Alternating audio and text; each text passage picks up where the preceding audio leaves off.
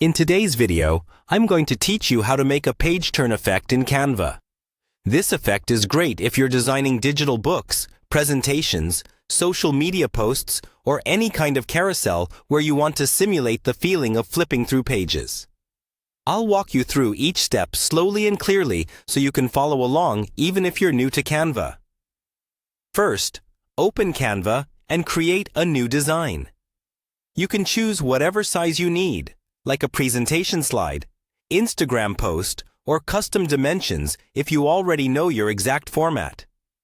Once your blank canvas opens, think of it as the first page of your book or document.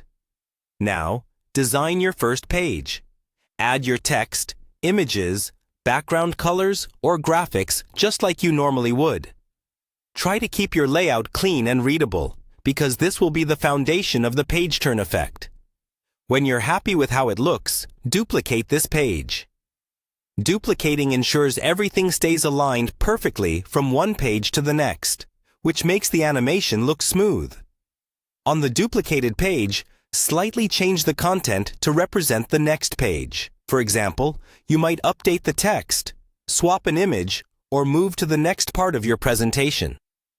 The key is to keep the general layout consistent, so the viewer feels like they're literally turning from one page to the next rather than jumping to a totally new design.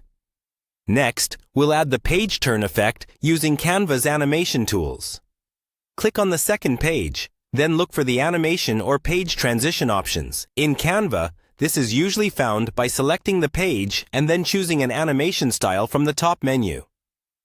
Browse through the available page transitions and look for an effect that mimics a page turning, flipping, or sliding from one side to the other. If you don't see a specific page turn label, choose a subtle slide or wipe effect from one side. That creates a very similar feeling. Once you've selected your animation, adjust its duration if Canva allows it. A slightly slower speed can make the turn feel more natural, but avoid making it so slow that it becomes boring. Preview the animation to see how the first page flows into the second.